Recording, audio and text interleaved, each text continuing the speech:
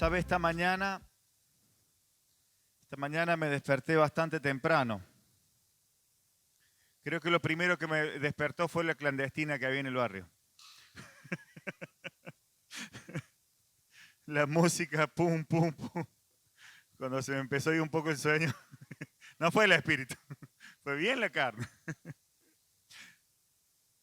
Pero,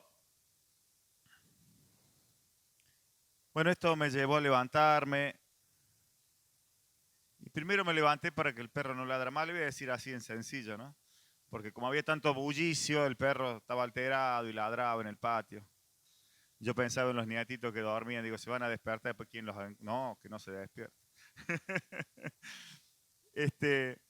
Y luego que me levanté dije, Señor, ya estoy, aquí estoy. Era más temprano de lo habitual. Y comencé a buscar la palabra. Y venían varias palabras a mi corazón.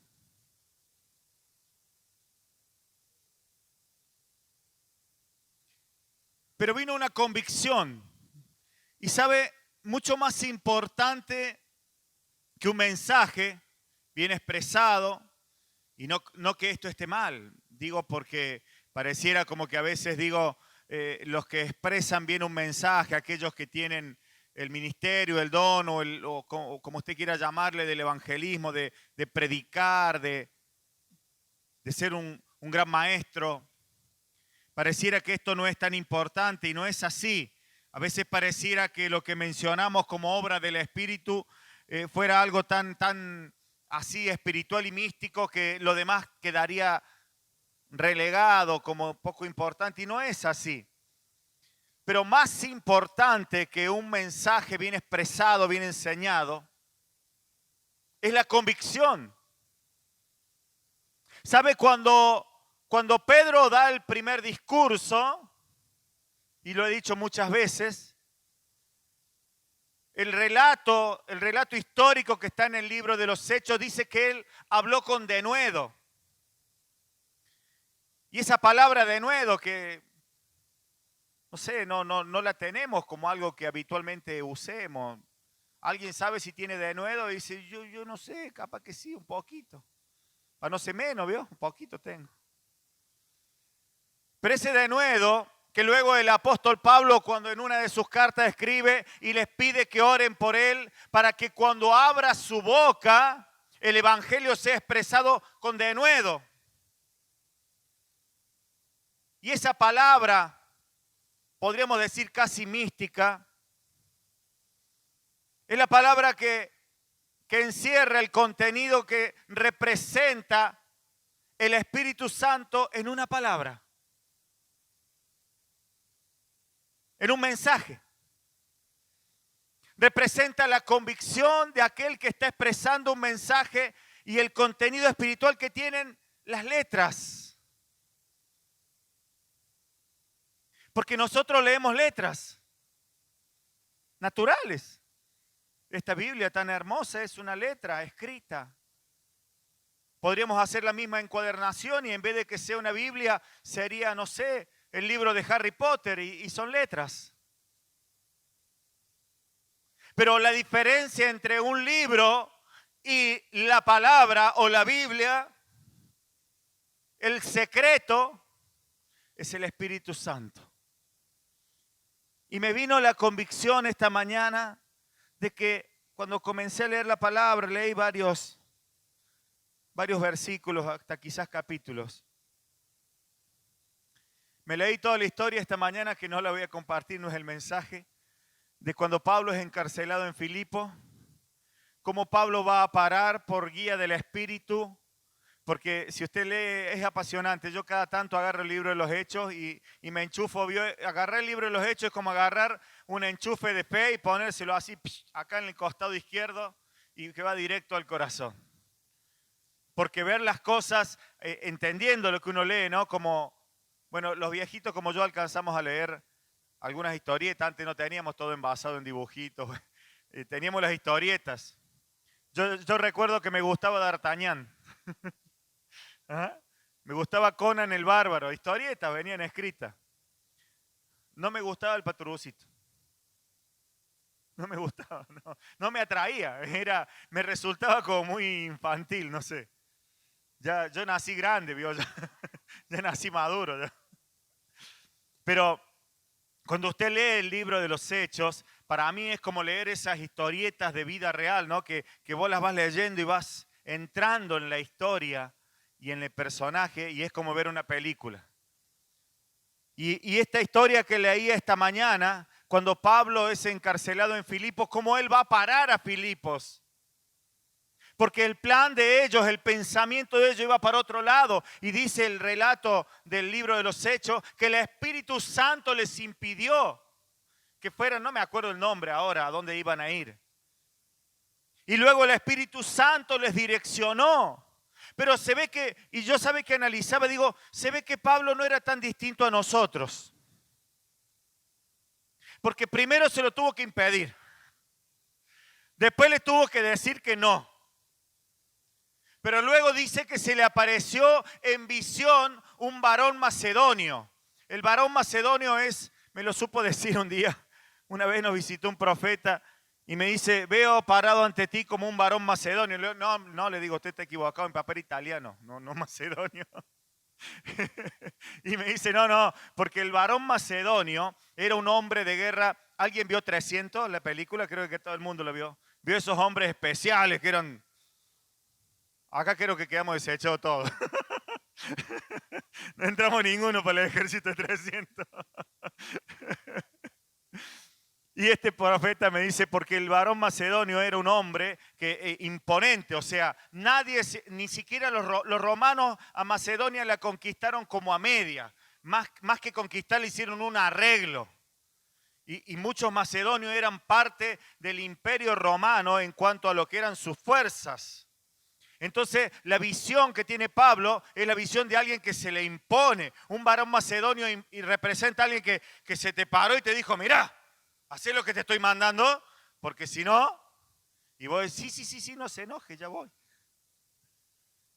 Digo todo esto porque en ese relato, aunque no es el mensaje, es bueno tenerlo en cuenta.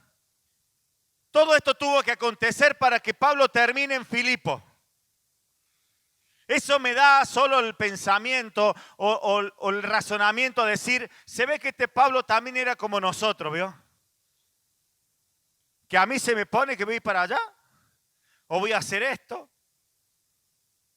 Y viene el Espíritu Santo y lo hago lo mismo, y viene la visión y tiene que aparecer una visión fuerte para que esto acontezca.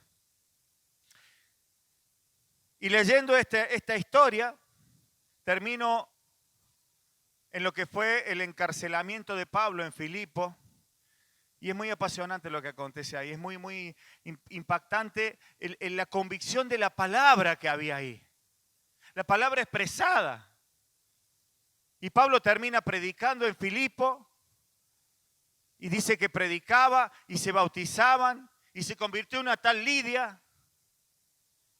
Y esta Lidia abrió sus casas, pero en todos estos casos, fíjense que dice algo muy curioso en lo que fue aconteciendo, así rápido lo relato. Lidia se convirtió cuando escuchó predicar a Pablo, porque Lidia adoraba al Dios. O sea, no estaba convertida, pero reconocía a Dios. Eso está hablando cuando dice adoración. Adoración es cuando alguien reconoce a alguien superior. Adoración no es solamente los ruiditos que hacen en el altar, que parece música. Oh. Mire, por algo se rompió la otra pedalera. A mí me encanta esto. A mí me encanta eso, porque como yo soy medio sordo, hace ruido más fuerte, más agudo. Entonces, a los músicos capaz que no, pero a mí, bárbaro. Digo, adoración no es solo eso. Adoración es lo que cada uno de ustedes hace hoy, domingo a la mañana, al venir a la iglesia. Porque usted está viniendo a reconocer a Dios. Y solo se adora a alguien que se lo reconoce como superior. Y dice que esta tal Lidia adoraba a Dios. Y se encontró con estas palabras que tenían de nuevo expresadas por Pablo. Y así fue aconteciendo una historia. Y dice que Pablo fue a su casa, le pidió que vaya a su casa. Y dice que se bautizaron todos en su casa. Y bueno, después, si tiene más curiosidad, siga leyendo. Van a parar a la cárcel.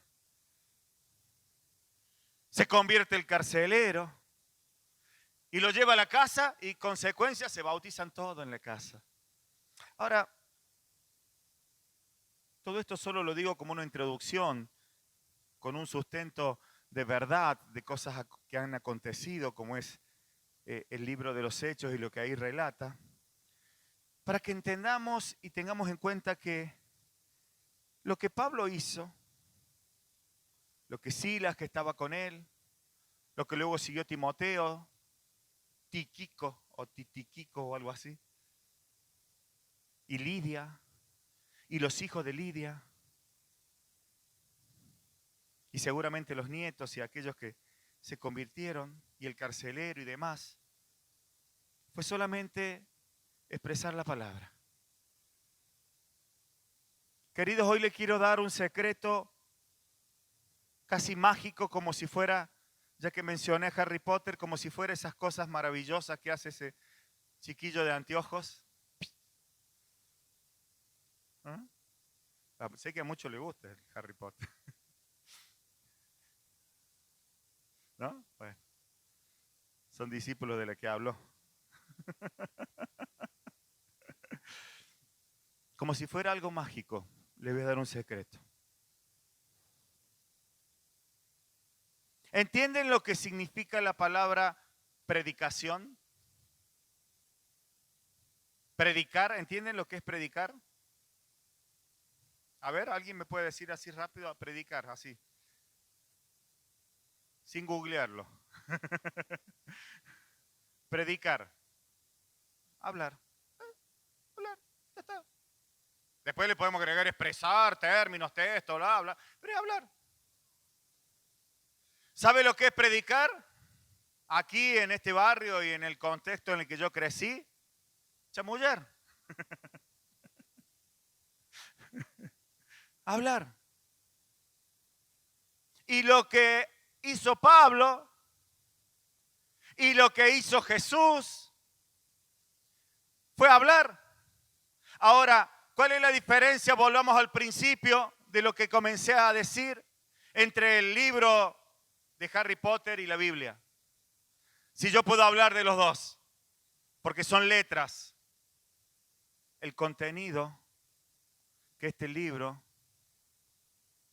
creo que está mal dicho, mágico, pero solo lo vamos a usar en términos de escuelita bíblica, de que entendamos, este libro mágico es que tiene y contiene el Espíritu Santo, y eso contiene una fuerza sobrenatural llamada denuedo, y que es lo que debemos expresar. Entonces, voy a ir a la palabra, libro de Mateo, capítulo 9. Mientras despido el versículo, después me pongo los anteojos. Capítulo 9, versículo 18 en adelante. Vamos a leer del capítulo 9, versículo 18 hasta el 38. Vamos a leer unos 10 versículos, 20 versículos. ¿Ahí cuántos son? ¿10, 20? Si no es el Señor, no le atiendan.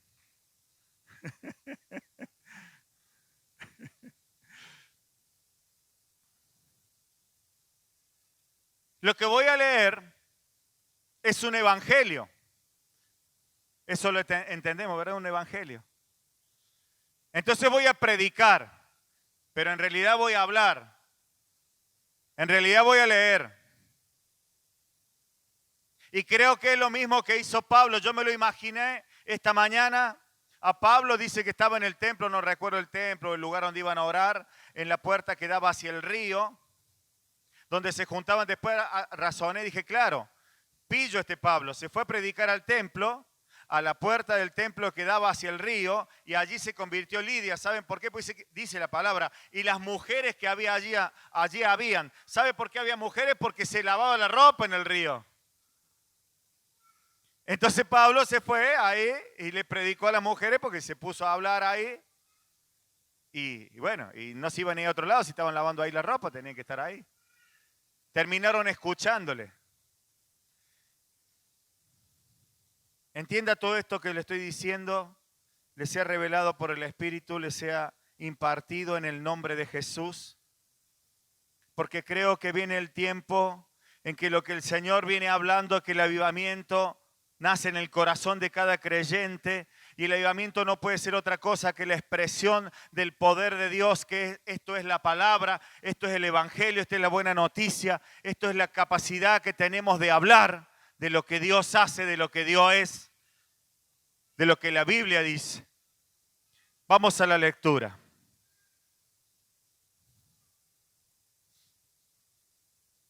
Voy a comenzar leyendo una serie de milagros.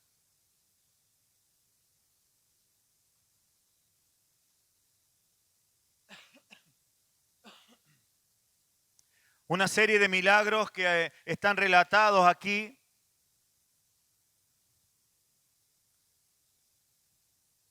Y creo firmemente en mi corazón que la expresión del mensaje, el hablar el mensaje, el leer la palabra, trae peso en sí mismo, trae poder en sí mismo. Padre, oro en esta mañana para que el poder de la palabra sea impartido en nuestros corazones, nos sea aumentada la fe, nos sean sanados los cuerpos, el alma, el espíritu. En el nombre de Jesús, por el poder de la palabra impartida. Dame el denuedo en mis labios en esta mañana, pero que no quede simplemente en la expresión de mis labios, sino ponerlo en el corazón y en el labio de cada uno de los que recibimos este mensaje para ser impartido, transmitido, dado a conocer. En el nombre de Jesús. Comenzamos en el verso 18 y aquí dice el título: la hija de Jairo y la mujer que tocó el manto de Jesús. Dice, mientras él les decía estas cosas, Jesús les estaba enseñando, fíjese, antes de esto acerca del ayuno. Yo no quise leer esa parte anterior, dije, yo no quiero ayunar, así que le enseñe a otro. Entonces Jesús estaba enseñando y dice, mientras él le decía estas cosas, vino un hombre principal y se postró ante él diciendo, mi hija acaba de morir, mas ven y pon tu mano sobre ella y vivirá. Y se levantó Jesús y le siguió con sus discípulos. Y aquí una mujer enferma de flujo de sangre desde hacía 12 años, se le acercó por detrás y tocó el borde de su manto, porque decía dentro de sí, si tocare solamente su manto, seré salva. Pero Jesús volviéndose y mirándola dijo, ten ánimo, hija, tu fe te ha salvado. Y la mujer fue salva desde aquella hora. Al entrar Jesús en la casa del principal, viendo a los que tocaban flautas y a la gente que hacía alboroto, les dijo, apartaos, porque la niña no está muerta, sino duerme. Y se burlaban de él. Pero cuando la gente había sido echada fuera, entró y tomó la mano de la niña y ella se levantó. Y se difundió la fama de esto por toda aquella tierra. Seguimos el 27. Y dice, pasando Jesús de allí, le siguieron 2 ciegos, dando voces y diciendo, ten misericordia de nosotros, hijo de David. Y llegando a la casa, vinieron a él los ciegos y Jesús les dijo, ¿creéis que puedo hacer esto? Ellos le dijeron, sí, Señor. Entonces le tocó los ojos diciendo, conforme a vuestra fe os sea hecho. Y los ojos de ellos fueron abiertos y Jesús les encargó rigurosamente diciendo, mirad que nadie lo sepa. Pero salidos ellos divulgaban la fama de él por toda aquella tierra. Seguimos en el 32. Mientras salían ellos, he aquí le trajeron un mudo endemoniado. Y echando fuera el demonio, el mudo habló. Y la gente se maravillaba y decían, nunca se ha visto cosa semejante en Israel. Pero los fariseos decían, por el príncipe de los demonios, echa fuera a los demonios. Recorría Jesús todas las ciudades y aldeas, enseñando en las sinagogas de ellos y predicando el evangelio del reino y sanando toda enfermedad y toda dolencia en el pueblo. Y al ver las multitudes, tuvo compasión de ellas, porque estaban desamparadas y dispersas, como ovejas que no tienen pastor. Entonces dijo a sus discípulos: a la verdad, la mies es mucha, mas los obreros pocos. Rogad pues al Señor de la mies que envíe obreros a su mies. Hasta aquí la lectura de la palabra. Fíjese cuántos acontecimientos hemos relatado en 18 al 38, 20. 20. En 20 versículos. En un mismo caminar, mientras iba a resucitar una niña, una mujer fue sana de flujo de sangre. 2 ciegos que le seguían reciben la vista. Un endemoniado es libre del azote del demonio. Y encima, después de todo eso, no podía faltar la crítica religiosa. Entendamos lo que significa fariseo. Fariseo era la religión oficial del pueblo de Dios.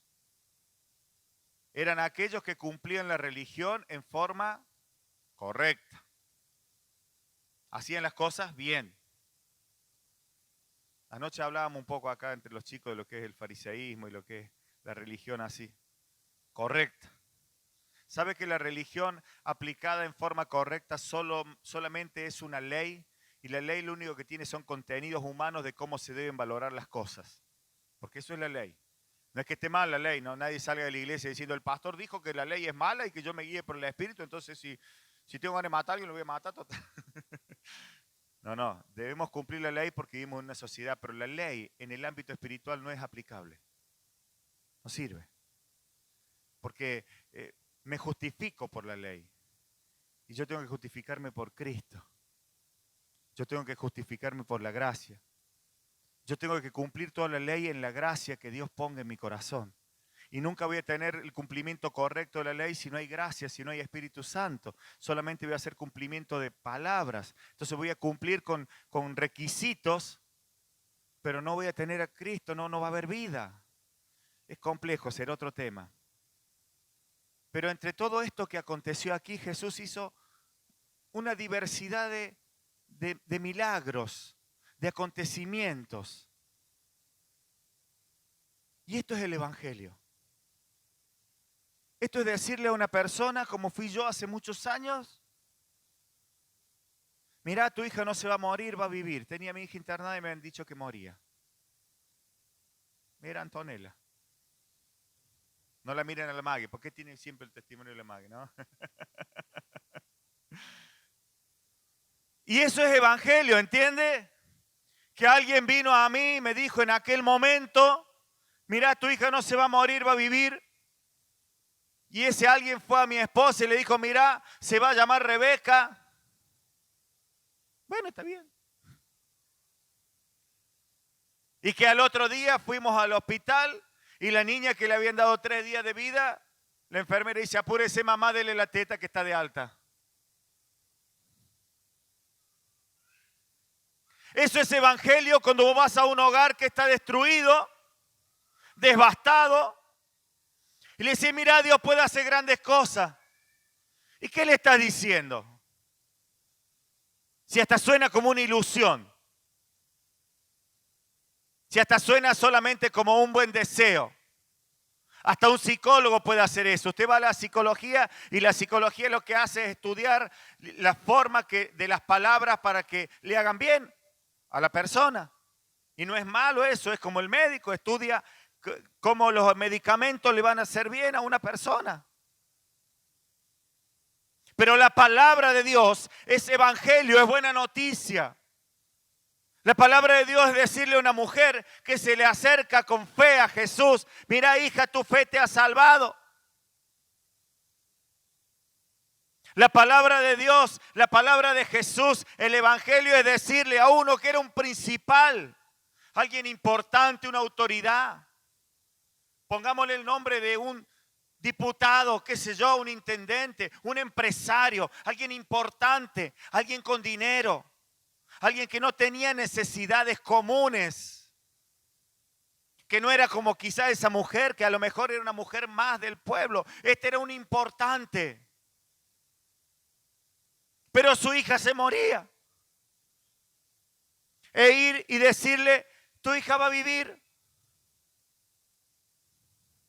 Eso es el evangelio. Queridos, esa es la necesidad que tiene el mundo. Esa es la necesidad que tiene la tierra, que clama de un avivamiento. Y Jesús fue y sanó. Y Jesús fue y la resucitó a la niña. Y venían los cieguitos allí corriendo: ten misericordia de nosotros. ¿Y ustedes creen que yo puedo hacer algo? Hasta es sarcástico Jesús. Porque estoy seguro que estos ciegos ya habían visto. Mejor dicho, habían oído. No habían visto todavía. Habían oído de Jesús. Dijeron: mira, hay uno que es Jesús de Nazaret. Nosotros metámonos en ese tiempo. Hoy ya vos decís Jesús, ya todo el mundo sabe, aunque sea qué representa, qué significa. Pero en aquel tiempo era como si hoy dijéramos: ¿vio cuando vino un pastor de esos que tienen don de sanidad? Y yo me acuerdo cuando vino Cash Luna al Estadio Córdoba. Y todos los evangelios: viene Cash Luna, viene. ¿Y que vos lo conocés a Cash Luna? ¿Vos sabés quién es Cash? No, y de allá. Y entramos todos a ver. En ese entonces no estaba Google, así que teníamos que entrar a ver en los libritos de Cash Luna de dónde venía, pues no sabíamos de dónde venía el tipo este. Benny Hinn. Yo fui a una campaña de Benny Hinn en el Estadio Córdoba. Vi con mis ojos cómo se levantaban los paralíticos. Cómo Dios hacía cosas extraordinarias. Cómo profetizaba de lo que vivimos con la época acá. Lo profetizó Benny Hinn. Todo eso que nosotros sabemos y que bromeamos a veces de política, Benny Hinn lo profetizó. Las cosas malas que se hicieron lo habló. Y este tipo vino de allá, de Norteamérica. Yo no sé, entonces nos manejan los yanquis, che, porque te venía de allá.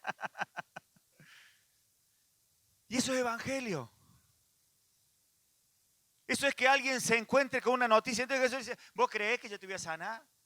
Y yo me imagino los cieguitos hubieran dicho: sí, porque a mí me dijo el que vino de la aldea de allá que vos tuviste allá en Jerusalén y sanaste uno.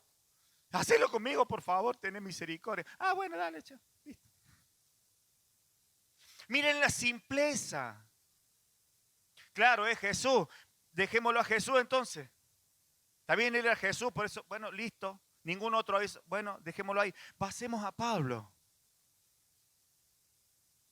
Yo me lo imagino a Pablo leyendo, está bien, no estaba escrito todavía, pero estaba todo el conocimiento revelado y transmitido de lo que había acontecido.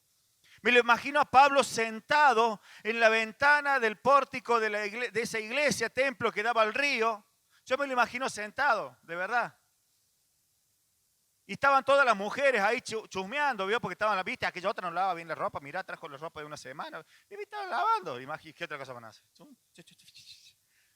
Y me lo imagino a Pablo diciendo: hubo cierta ocasión en que hubo una mujer que tenía flujo de sangre y se acercó al Maestro, a Jesús, este Cristo, que ha sido convertido en Rey, en Soberano, en el Salvador, que dio su vida y bla, bla, bla, bla. Y les contó la historia de esta mujer. Y de pronto estaba Lidia ahí, Lidia se convirtió y se convirtió toda la casa de Lidia. Y todas las chusmas que estaban con Lidia. ¿Y qué otra cosa iba a hacer? ¿Qué otra cosa iba a decir? Hermanos, A mí me han visto bromear acá cuando vienen algunos personajes que han solido venir endemoniados, ¿verdad? Y yo les veo la cara de susto y por eso me divierto.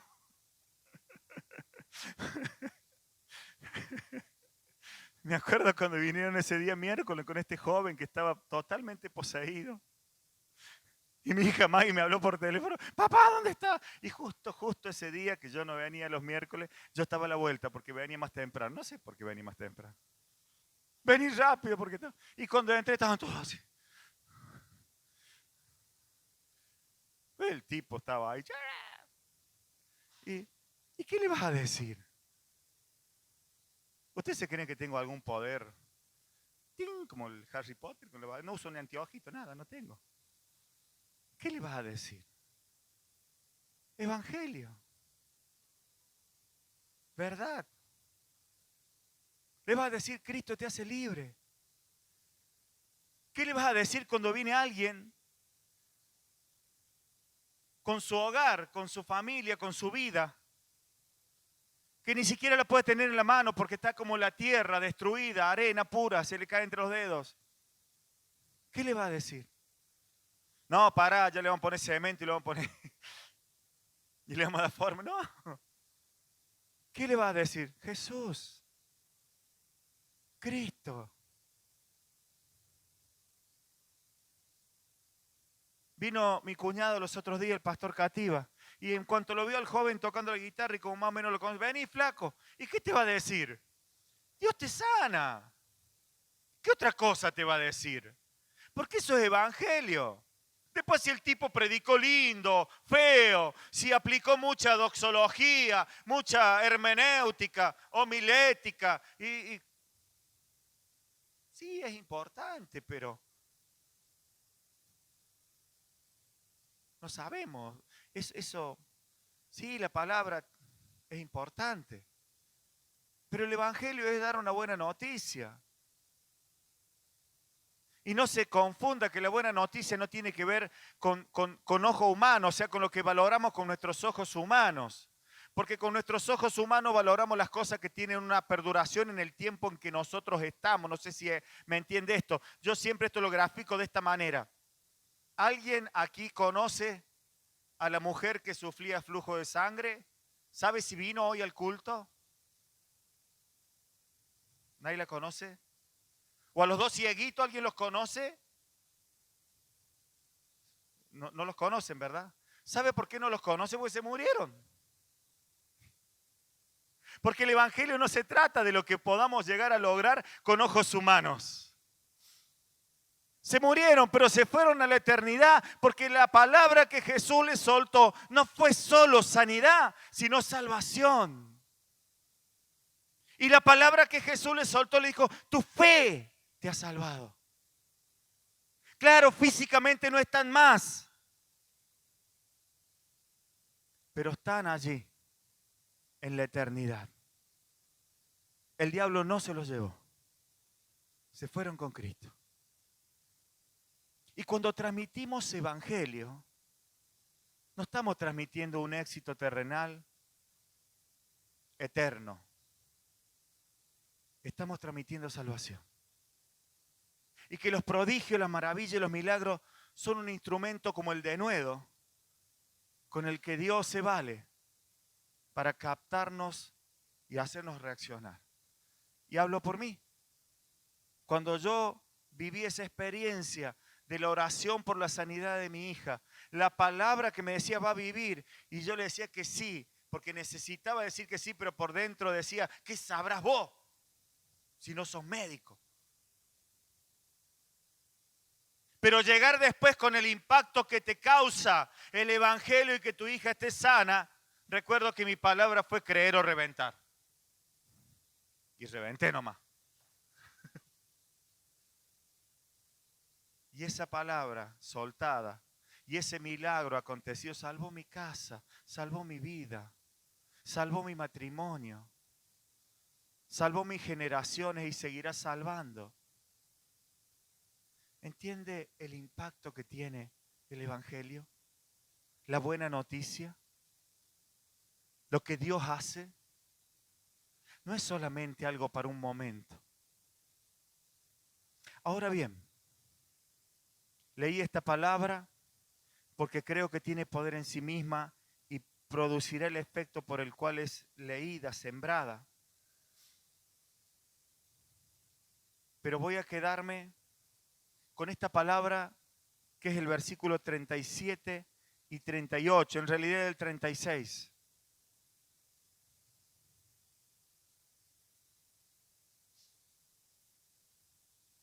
Presencia de Dios.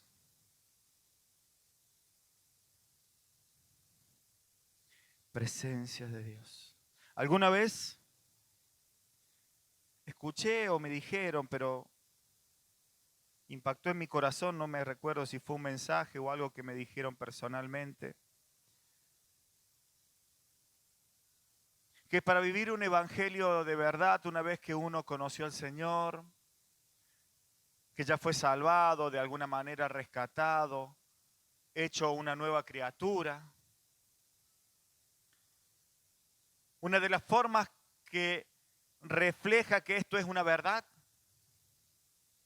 es cuando se produce aquello que solo se le atribuye a veces a los pastores y se llama pasión por las almas. ¿Sabe qué es la pasión por las almas? Lo que Jesús tuvo aquí. Que aquí en la palabra dice, tuvo compasión por las multitudes. Si yo tuviera que decirle en esta mañana, usted quiere saber si está siendo un buen cristiano, digamos, si su nivel, así como el nivel de fiebre que medimos ahí al entrar para saber si tiene fiebre, si su temperatura espiritual está correcta o muy baja o muy alta. Una de las formas para medir esto, solo imaginariamente, es saber si usted está teniendo, cuánta compasión está teniendo por las almas. ¿Cuánto le está preocupando de alguna manera que otros conozcan al Señor? Porque si a usted esto hoy, usted analiza levemente, rápidamente, como si hoy hiciéramos un ensayo de meditación, y medita rápidamente y se da cuenta que en los últimos, qué sé yo, 5 días, menciono al azar, 30 días, ¿a usted no le ha preocupado en absoluto las almas? Y no porque usted, no estoy hablando de que usted como si yo lo estuviera señalando porque me estoy hablando. No porque usted sea malo o se haya volcado al pecado o haya dejado a Cristo o haya dejado de ser. No, no. Usted ha venido a la iglesia, ha sido fiel en sus ofrendas, en sus oraciones personales, ha orado por la pastora, por el pastor, por los hermanitos, por, qué sé yo, por la música, pero a ver si entendemos esto. ¿Se ha preocupado por aquellos que se pierden? ¿Ha tenido una preocupación por esto? Aquella vez que me fue impartido eso a mí, entendí en ese momento que Dios me llamaba a un pastorado, pero no por un pastorado, porque yo soy pastor y ahora yo soy el pastor. No, bishop ahora, quiero bishop ahora. El otro día descubrí lo que quiere decir bishop y es obispo. Así que ahora quiero obispo. No, al margen. Al margen.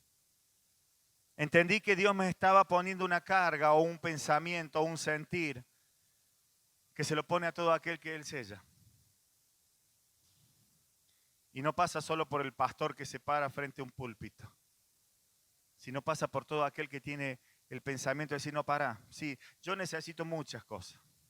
Dios sabe que necesito dinero para la luz, el gas, el agua, el auto.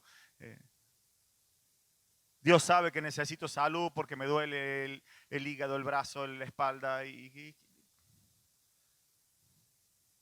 estoy y me ocupo de todo eso. Y eso es lícito, está bien.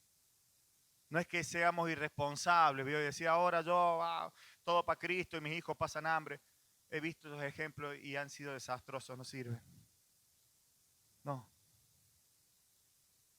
Pero si no hay un instante en nuestra vida en la que me preocupe o me ocupe el corazón, el pensamiento, lo que a otros le pasa por no tener a Cristo. Lo que a otros le pasa por no tener a Cristo. Porque esto fue lo que movilizó a Jesús. Esto fue lo que movilizó al Padre, al Espíritu. Esto es el plan eterno de Dios, la salvación de todos. Esto es lo que conmovió a Jesús. Y por eso hago mío esta lectura y quisiera que cada uno de nosotros la entendiera no como una responsabilidad, yo tengo que ser entonces ese obrero, sino como una responsabilidad de pedirle a Dios que nos dé la capacidad a nosotros y a otros de servirle, de poder llevar la noticia. Dice, y al ver las multitudes tuvo compasión de ellas porque estaban desamparadas y dispersas como ovejas que no tienen pastor. ¿Sabe? Esta palabra siempre se ha usado para tirarle un cascotazo al pastor. Ah, porque el pastor no las pastorea. Sí, sí, si el pastor no lo visita, no sepa que se hizo pastor. ¿Sabe las veces que me han dicho eso, no?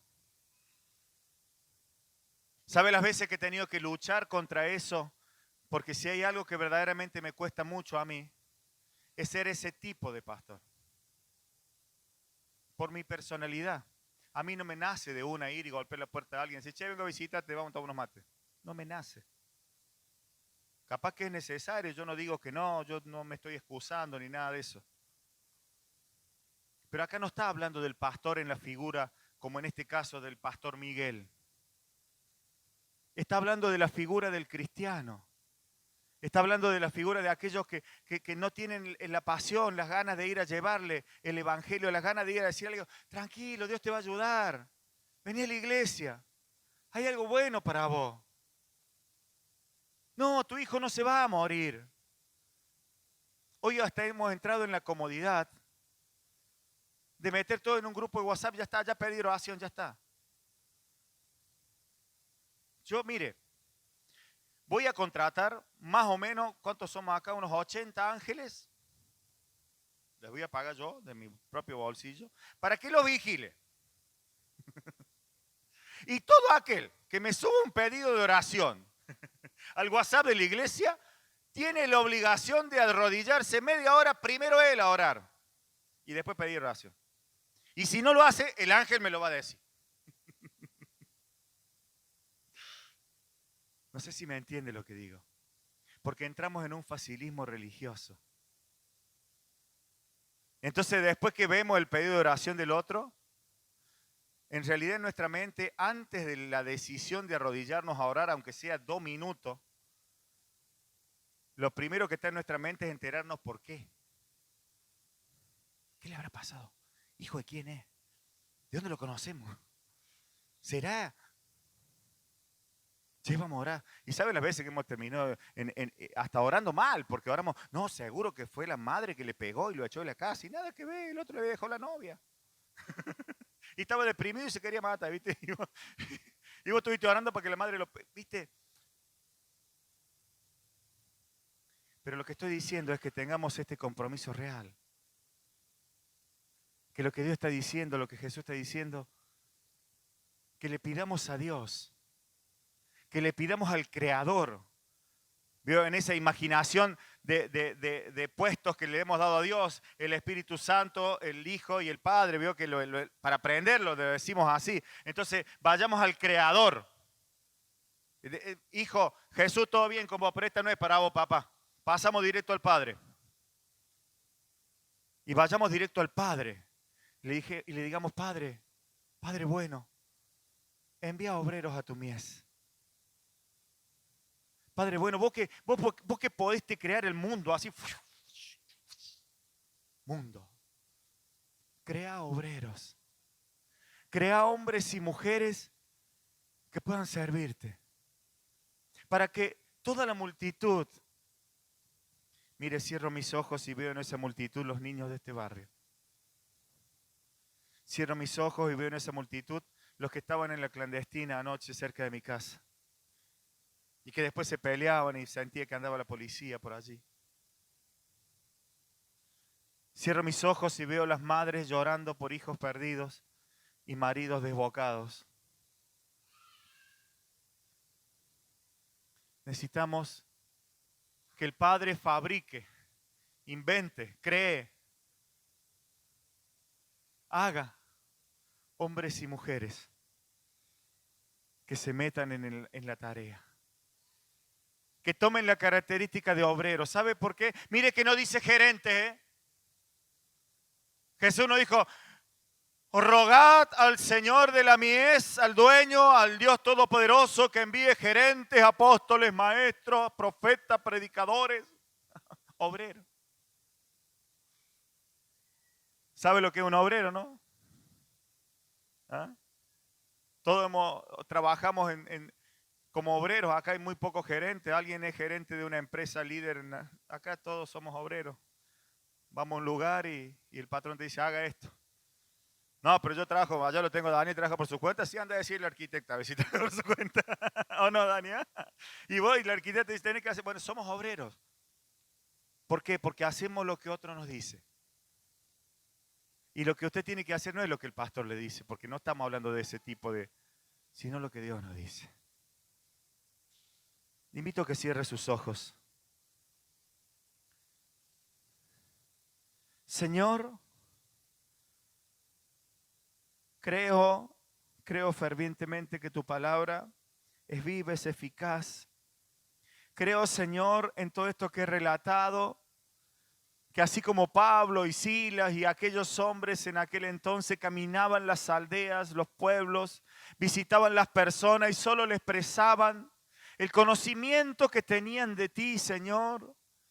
Solo le expresaban los milagros que tú podías hacer y les sanaban y les libraban, pero les predicaban lo más importante que era el evangelio de la salvación a Cristo resucitado.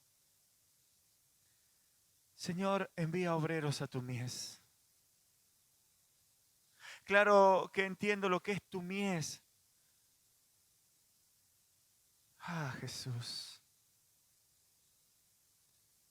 Espíritu Santo. Si los que aquí estamos merecemos y hemos alcanzado el nivel de obrero, permítenos servirte. Pon en nosotros esa pasión, traducida en compasión, para que no solamente sea una manito expresada en un emoticón de WhatsApp, sino sea una vida rendida a ti, Señor. Padre, salva esta tierra. Pero primero, Señor, activa la fe en cada uno de nosotros. Oh, presencia de Dios. Espíritu Santo. Espíritu Santo. Sana. En el nombre de Jesús, sana. Sana cuerpo, sana alma, sana espíritu.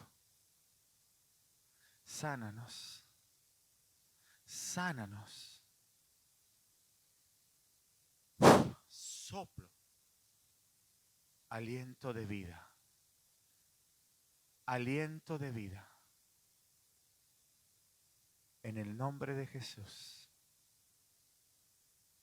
Oh, presencia de Dios. Soplo en esta mañana. Fe. En el nombre de Jesús. Presencia de Dios. Presencia de Dios.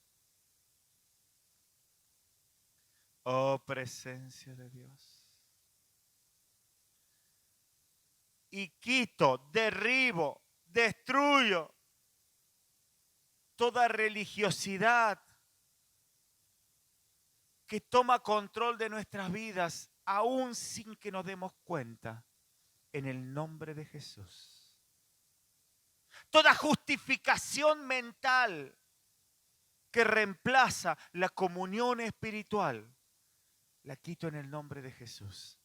La derribo en el nombre de Jesús, con la autoridad que tú le has dado a la iglesia, para edificar, como rogaba Pablo por sus discípulos, al hombre interior, a la imagen y a la semejanza de Cristo, para hacer correr un evangelio, para hacer correr una salvación que es mucho más que simples palabras. Es el poder manifiesto de Dios. Y que trasciende generaciones. Entendiendo, Dios mío, no evadiendo, sino entendiendo que la primera generación es la nuestra y la que nos sigue inmediatamente, nuestros hijos. Bendigo esta palabra. Bendigo a estas personas y a aquellos que lo recibirán después. Los bendigo y los declaro obreros, fieles, en el nombre de Jesús. Amén.